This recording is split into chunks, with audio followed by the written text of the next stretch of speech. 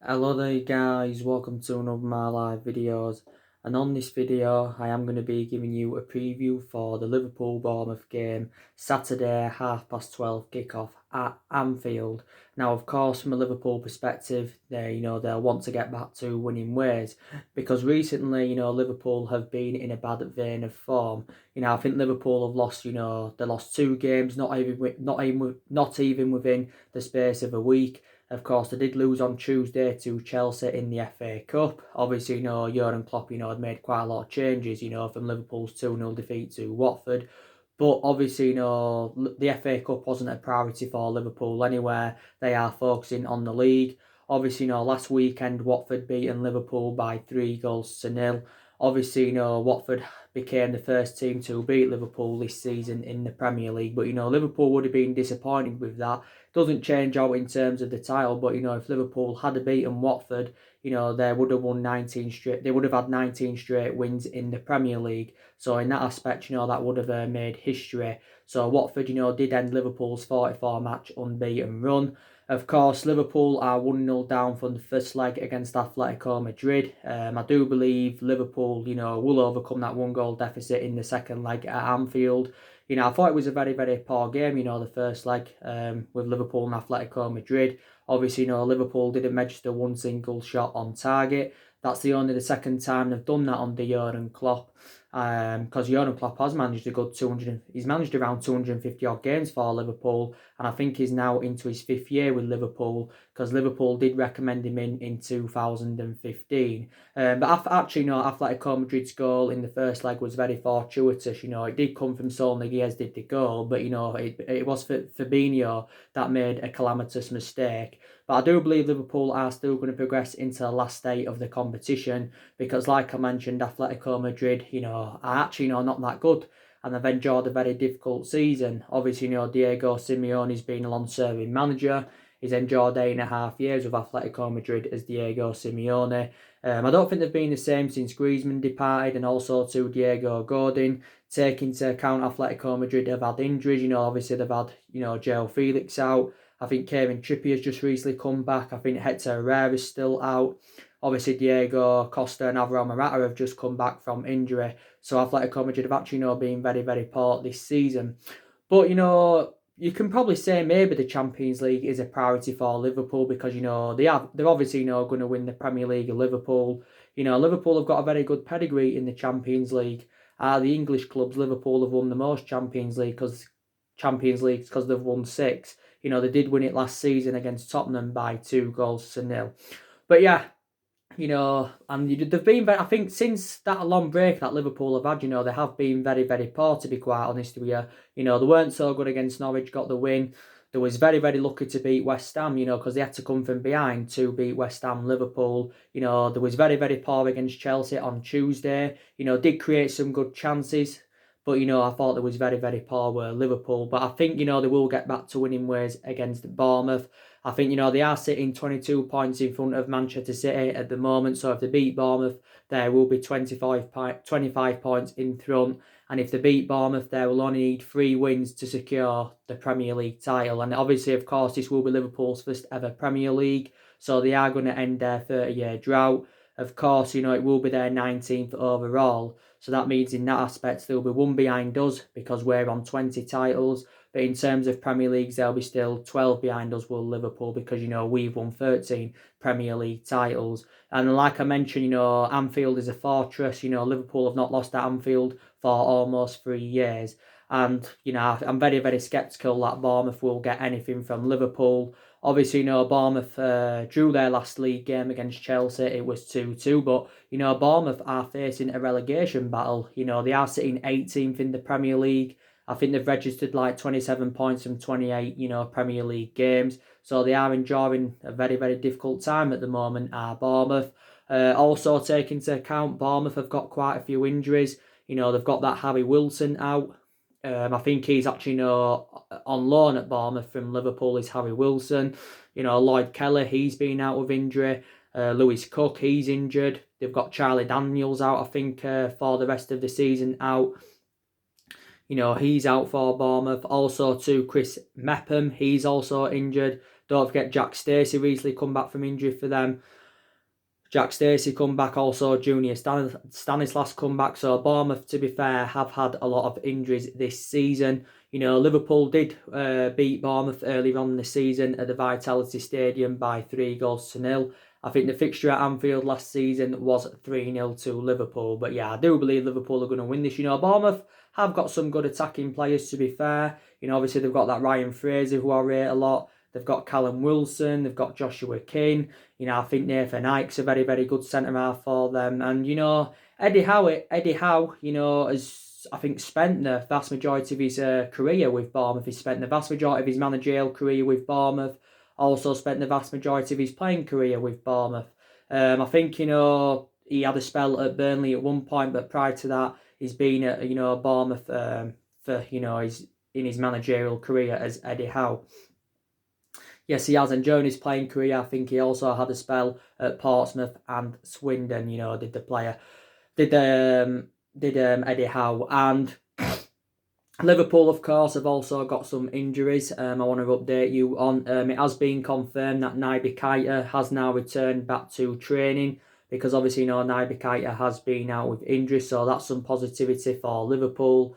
Jordan Henderson is also out with injury. I think it did say he's expected back sometime this month, is Jordan Henderson. Don't forget, he came off injured in Liverpool's 1-0 defeat to Atletico Madrid. Don't know how severe his injury is, to be quite honest with you.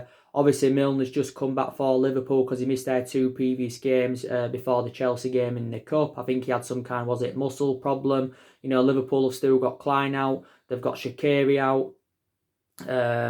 They've got Klein out. They've got Shaqiri out. I think they've got some other injuries. Joe Gomez, by the way, has just come back for Liverpool as well. He was involved in the Chelsea game.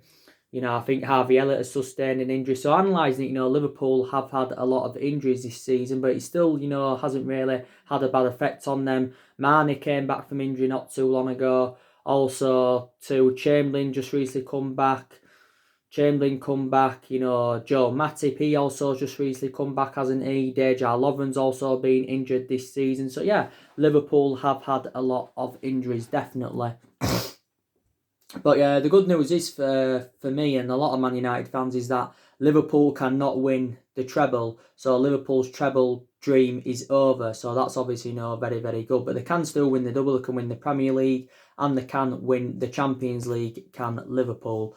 So I'm just delighted that they can't win the treble. Of course, Liverpool cannot become the Invincibles, obviously, in the league now. I thought Liverpool were going to become the Invincibles at one point. You know, the only team to go undefeated in the Premier League era is Arsenal, and they did that back in 2004. So from an Arsenal perspective, they'll be very delighted that Liverpool aren't going to replicate, you know, what they did back in 2004.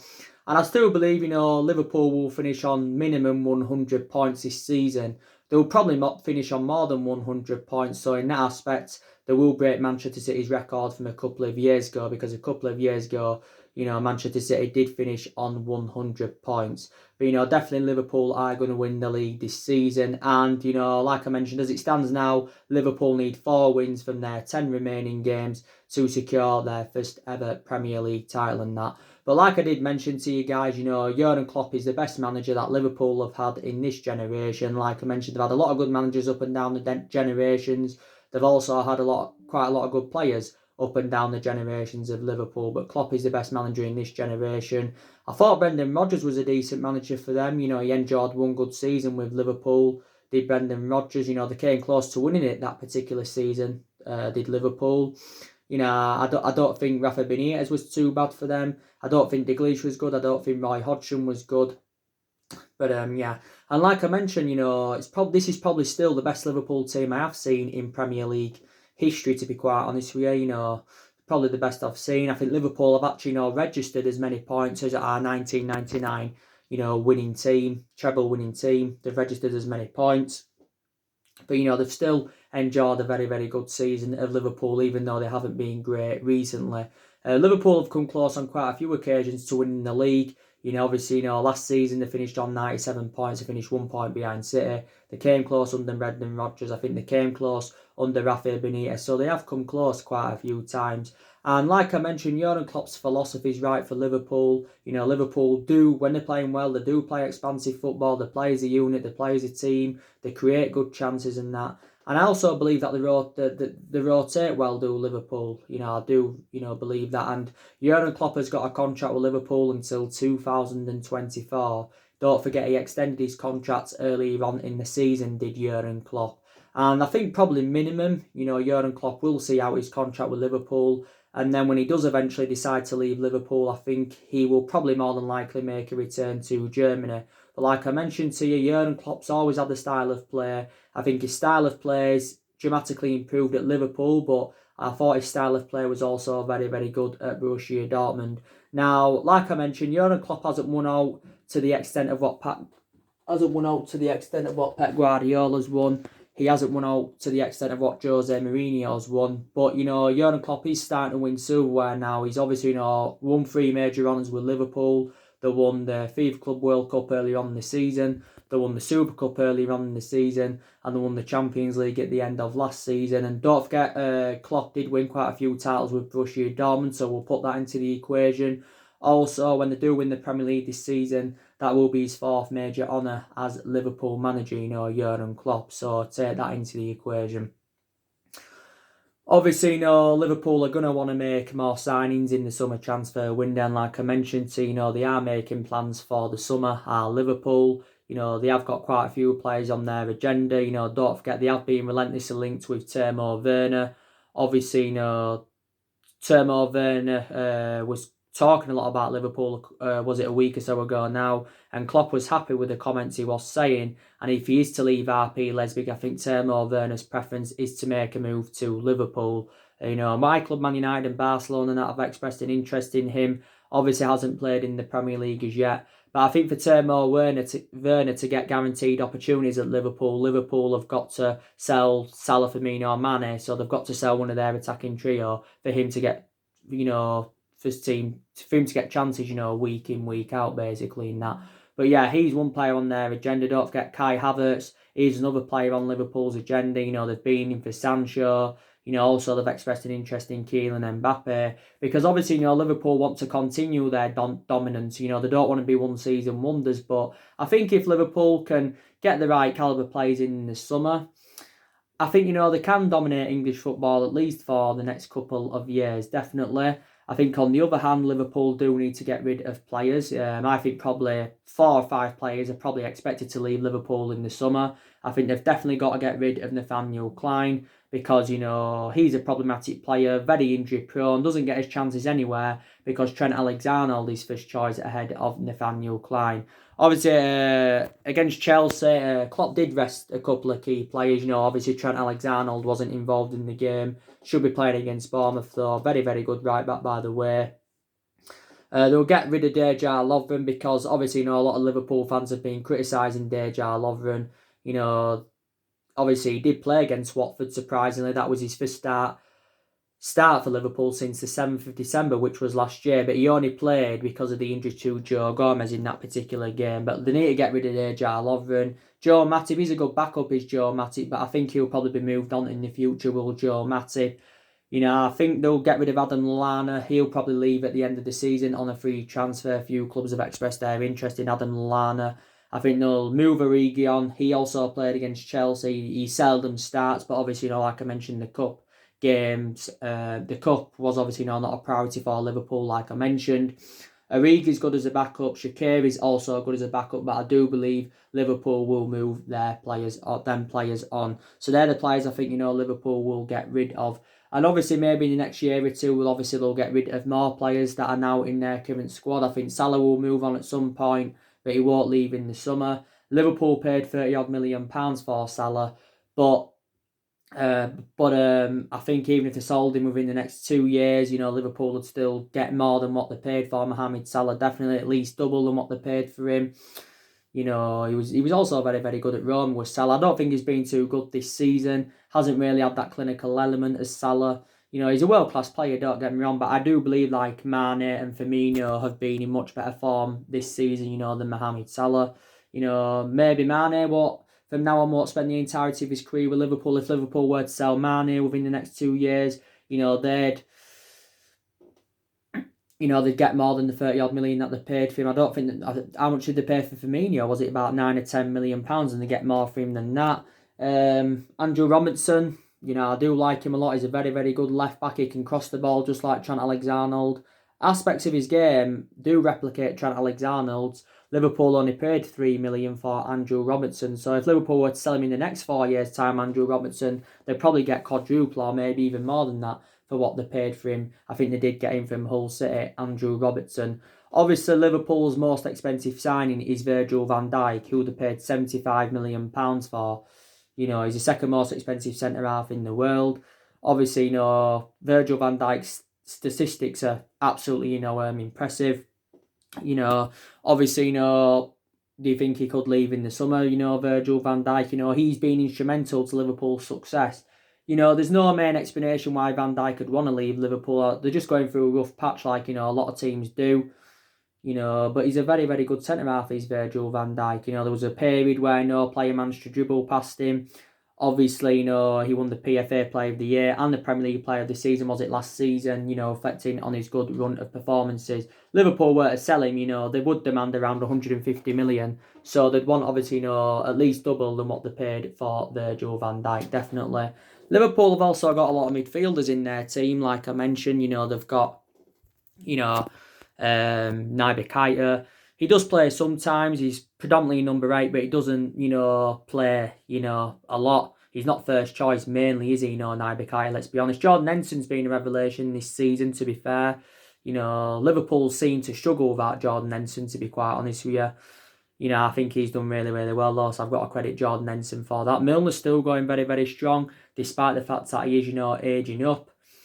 Obviously, you know, Fabinho, I think he's also done very, very well for Liverpool this season. Don't forget, he was also injured earlier on in the season, you know, was Fabinho and that. So, yeah, Liverpool have got a very, very good squad. You know, I've got to be honest, and Liverpool have spent nowhere near to the extent of what we've spent or what Manchester City have spent. So, like I've mentioned, Liverpool have been very, very sensible with their recruitment. And, you know, Alisson, very, very good goalkeeper.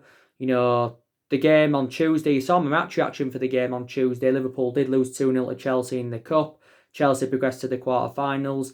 Obviously, you know, it was Adrian, of course, who was in goal, who is Liverpool's second choice goalkeeper. He made a calamitous mistake from Willian's shot, so obviously it went into net. A lot of Liverpool fans are saying if it had been Alisson in net, you know, the goal would have never occurred. It had never happened, would the goal. So that was a mistake, you know, to be fair. But the second goal was very, very good from Ross Barkley. You know, you can't take that away from him. But Chelsea did create a lot of chances, and Chelsea really should have won more than, you know, 2 goals, to be quite honest with you. But, you know, Liverpool were very, very unlucky, you know, because they had like 3 good chances in quick succession. But, you know, Capino did make a very, very good save. But Liverpool now against Bournemouth will look to get back to winning ways. Then they've got a big game against Atletico Madrid, is it next week? And I don't know their game after that. But, you know, Liverpool have still got to play Man City away. They've still got to go to Arsenal. You know, still got to play Chelsea at home in the league. So Liverpool have still got tough games coming up, you know. But I do probably believe Liverpool will lose at least another game in the league this season. I think overall Liverpool have lost, is it 4 or 5 this season in all competitions? Obviously, Villa beat them in the Carabao Cup. Atletico Madrid beat them. That's 2. Napoli beat them in the group stage. That's 3. Watford beat them. That's 4. And Chelsea beat them. That's 5. So they've lost 5 in all competitions this season. But they have still been breaking records. That Watford did beat them, but that was Liverpool's first defeat in the Premier League since January 2019 when they lost to Manchester City, you know, which was last year and that.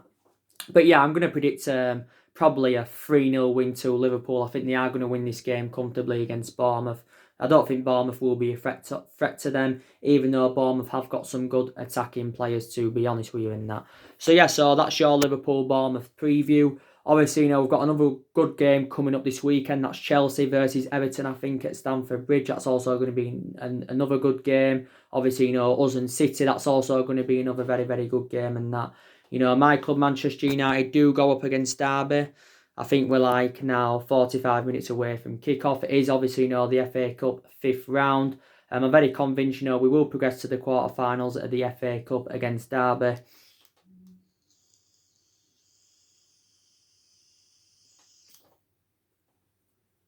I think we definitely will progress to the quarter-finals of the competition. Like I mentioned, the FA Cup is a priority for us because it is a chance of us getting some silverware on the board this season, because we haven't won out in terms of silverware yet under Ole Gunnar Solskjaer. And like I mentioned, Solskjaer's now been here over the year. He's been here around 14 months. But I think we'll get to the quarter-finals. Obviously, if we beat Derby, we do play Norwich in the next round and that. And like I said, it's going to be an intriguing tie because of the return of Wayne Rooney. Wayne Rooney is player-manager of Derby.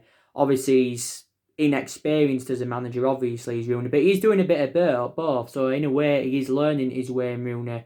Obviously, Solskjaer gave his overarching view on Rooney, and he believes Rooney's got what it takes to become manager of Manchester United in the future. Obviously, don't forget, Rooney is our all-time leading goal scorer. He scored 253 goals in all competitions for the football club. But Solskjaer gave his overarching view, and he said basically, Wayne Rooney will always be a club legend because Rooney endured 13 years at Manchester United. But I am really, really looking forward to the game. Like I mentioned, we'll make a lot of rotation. We've got games coming up thick and fast. He'll play some of the youngsters tonight. Obviously, he'll rest some key players with obviously, Manchester City being on the horizon. Obviously, James is out injured. Bissaka's out with a back problem, so they won't be involved in the game like Solskjaer confirmed. I think our only long-term absences are Rashford and Lee Grant, because obviously, Pogba stepped up his fitness regime. Solskjaer confirmed that Paul Pogba is working with the physios outside, and he will be back. He will be training with the first team next week, will Paul Pogba. So it will be very, very good to see him back in action and that. So yeah, be interested to see how Solskjaer approaches this game tonight. The team news would have already been confirmed now. The team news would have already been confirmed, for the game. So I will go have a look at that right now. There's still lots to come on this channel. Your preview for the City game will be coming up and that. We've got Tottenham coming up very, very soon. We've got Lask in the Europa League last 16.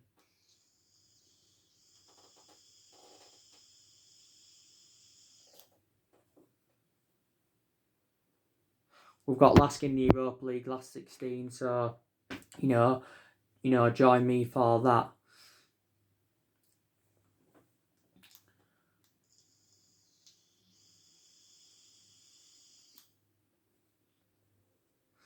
But, yeah, so now I'm going to go have a look at the lineup and that. So, yeah, I just wanted to give you a preview for the Liverpool-Bournemouth game.